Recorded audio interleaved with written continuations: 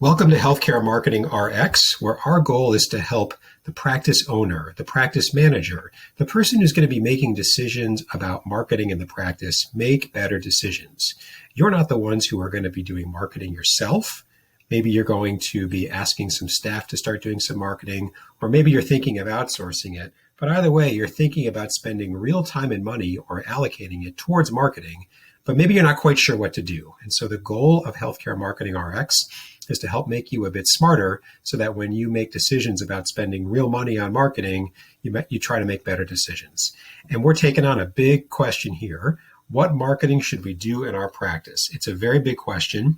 And here's the way that we're going to answer it. I'm going to walk you through something called the marketing maturity model.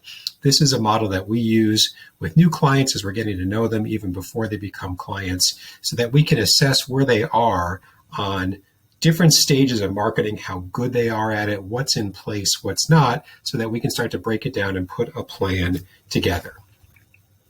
It's big. And what we're not going to do, as you can see here, I'm not going to walk you through every little cell of this table because that would get really monotonous and boring.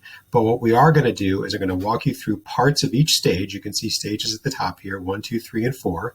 Stage 1 is the beginning, so not so mature. Stage 4 is highly mature. And these are all the elements that go into marketing more or less. Everything from strategy and planning up here down to execution down here. So what we're going to do, like I said, hit each stage briefly. And then at the end, I'm going to leave this up for 5 seconds or so completely so that you can see everything. So if you want to take a screenshot of it, you've got it. And then you can start to use it to work today, tomorrow, immediately.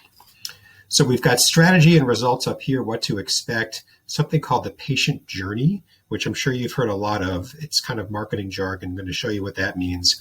Marketing plan and calendar, generating patient leads, converting them, what total online presence looks like, and then something really big and important, content. So before we get into that, what the heck is patient journey? What do we mean by that? We mean something very specific.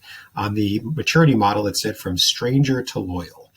So stranger starts up here, loyal's down here, and by and large, these are the 7 stages that anybody goes through when you first meet them as a prospective patient, all the way down to now they're a loyal patient, they come back, they stay with you, and they refer others.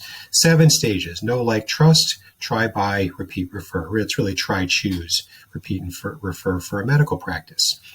1 in a million patients will go from stranger to loyal, from top left to bottom right of the hourglass, all on their own.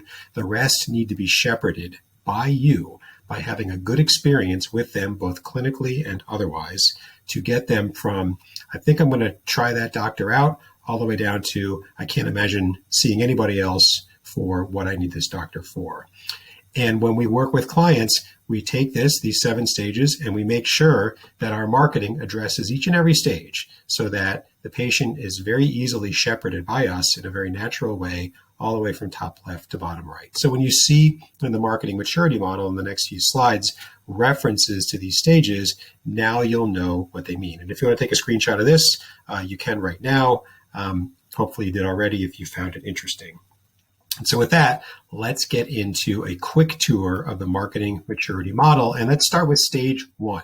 So the less mature, not so mature, whatever you want to call it.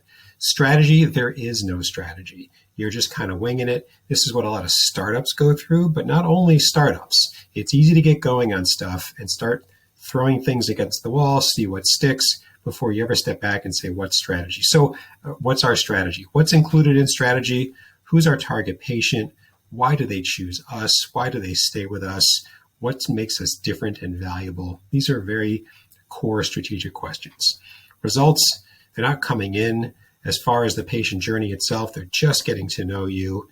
If we jump down a bit, lead generation, it really sounds a lot like a startup. You're only getting referrals, and it's mainly people in your personal network.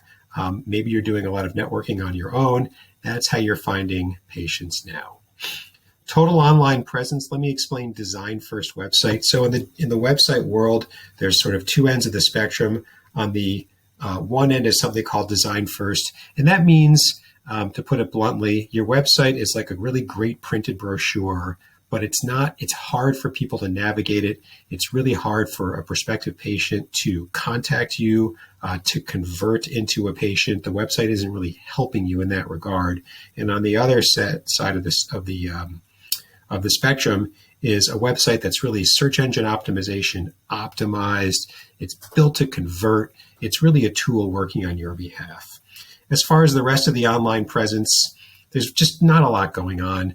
Maybe it's because you're getting started, or maybe it's because you've just found that the nature of your business doesn't depend so much on an online presence. And they're out there. They're very mature businesses that are small at the same time. What you've got going on is working in an online presence. At least you haven't found that it works so well for you. So that's stage one. At the other end of the spectrum is stage 4, very mature. Things are humming along and working. Your strategy is consistent. You're going to hear me say that a few times. It's documented, and you're applying it across all your marketing. It's really guiding everything you do. Your results are predictable in terms of new patient flow, patient conversion, patient retention. You've really got these things down. Is it perfect? Of course not. It never is. But you look at the numbers and you go, yeah, that feels right. That's what we saw coming. That's what we can predict. Your patient journey, you've got it mapped out according to that hourglass. You really know what it takes to turn somebody from a stranger to you into a loyal patient, and you're doing something for each of those stages, or at least most of those stages. You've got a plan and a marketing calendar. You live by it. You pull it out. Everybody knows where it is. It's really working for you. Lead generation and conversion. Generation is a healthy set of referrals and word of mouth. That's WOM. Referrals are always going to be a part of anybody's practice. They should be. The clients that we have, we generate leads for them and they get new patients out of what we do. But they're established practices, even for a few years. And the patient volume, the new patient volume that they get from referrals always dwarfs what we bring in. And that's very healthy. We're not trying to compete with them. It should be that way. If you're good at what you do and you've been doing it for at least a few years, people should be talking about you. People should be referring you, your patients. And so it's not about a competition, but you should be getting both. As far as lead conversion, you should be getting greater than 30% of the leads that are generated should be converting. And for some, it's much higher. At the earlier stages, you'll see that we think it's lower. And that's just because the systems aren't in place to convert them. That's why I mentioned the website earlier as one example. Your total online presence, it's the opposite of stage 1. Everything's well optimized. You've got all the core parts of a total online presence in place. They're active, they're professional looking. They really, no matter when a prospective patient finds you or where they find you, when it's online, they like what they see. It represents your reputation well. It looks very professional. It's very easy to contact you and to convert that patient. If we go to kind of the middle, stage 2, really climbing from stage 1 to stage 4, you're going to see a progression. So we won't spend too much time here. Your strategy, it's there, but it's reactive. You're getting started. You've thought about at least one patient profile, even if you have more than one. Results are coming in, but not so predictable. If we jump down to the planning side about a marketing plan or a calendar, you've got goals, good start. A marketing plan has to be built for goals, so that's a good place to start. You're thinking about these things, but it's not really consistent. Lead generation, a couple of online leads, your online presence, what we call accidental search engine optimization. If you're doing any work on your website or say getting some reviews, that counts towards search engine optimization. But if it's not planned that way, then hey, we'll take the win, but it's more of an accident than it really is a plan. And as far as content, we really haven't focused about content yet.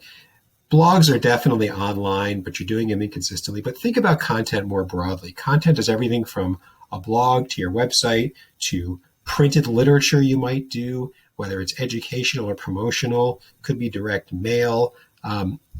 Regardless, you're doing some, but it's pretty inconsistent. And then lastly, stage 3, the strategy again, now you've written it down, but it's not consistently applied. You're thinking about more patient profiles. Results come in, hard to predict. Marketing plan and calendar, see this a fair amount. It was created, but nobody quite knows where it is. Hasn't been looked at in a while. And it's too bad because it's a good exercise to go through a marketing plan and then put on a calendar. What are we doing every month? What's our priority? To do all that work and then not live by it, it's such an unfortunate kind of waste. Lead generation, about half and half, nothing really wrong there. Conversion's getting better. Your online presence is coming around, and you're getting more consistent with content, even if you're not fully optimizing it. And single medium just means like written, as opposed to, say, video is another medium. So, but you can see overall, as you look at these four together, the overall kind of progression from we're just getting started, we don't have a lot going on, all the way to our marketing. It's really a system at this stage. We have a marketing system, and it's a well-oiled machine. It's working on our behalf. Everybody knows what they're supposed to do, and it's really, really helping out. And we know that it's working for us because we're measuring it. So that's the quick tour. I know it's a lot to get through in not so much time, but here is the whole marketing maturity model on once. I'm going to leave this up and go silent for a few seconds. Just take a screenshot if you want, and then you've got it. And then after this, we've got a few questions that we hear from clients along the way. We want to answer them, and then we'll be done. So just another second or two to take a screenshot.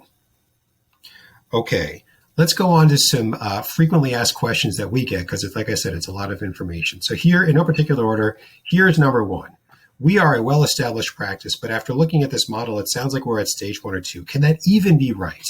And the question behind the question here is, how could anybody get to be established if their marketing seems to be immature? Well, it's very easy. This happens all the time. It is totally possible.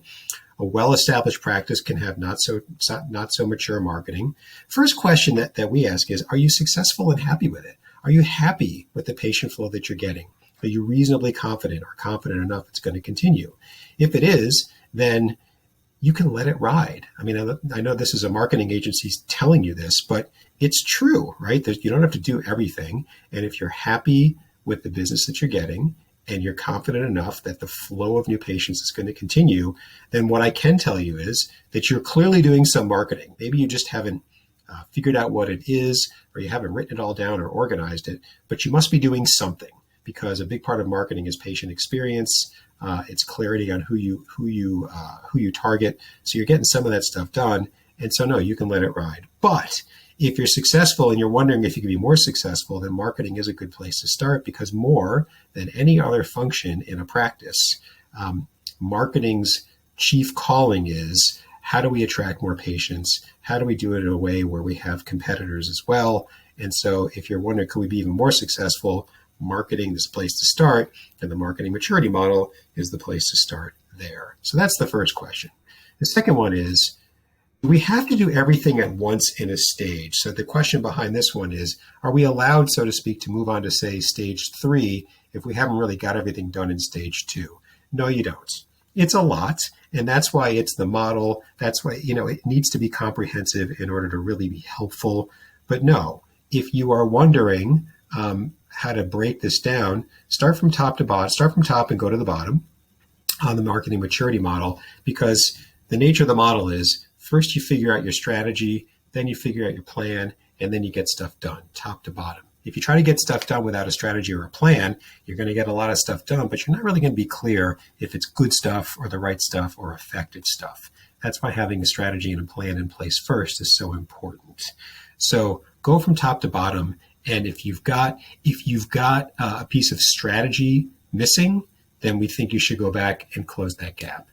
However, you're not doing everything on total online presence, but you're feeling pretty good about your strategy, it's okay. It's okay. It's gotten you this far. So far, you can always plug that gap if you want. And then lastly, you've taken a look at this for your own practice, and you notice that you're at different stages depending on the specific part of the marketing maturity model. What do you do? This is really common.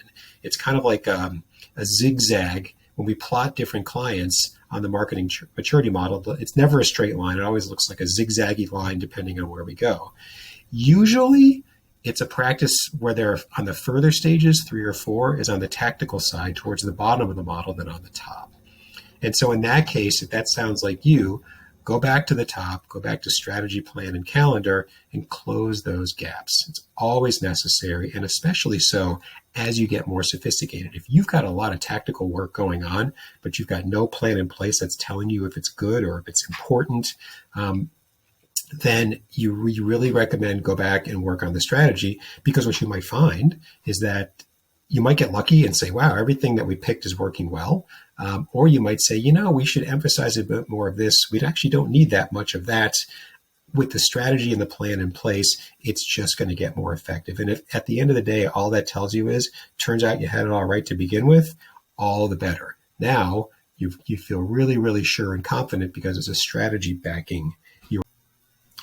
So thank you for watching. A note here, our library of healthcare marketing RX videos is growing. They're all at marketadvisorygroup.com. And for more information about Market Advisory Group, go to the same place, marketadvisorygroup.com.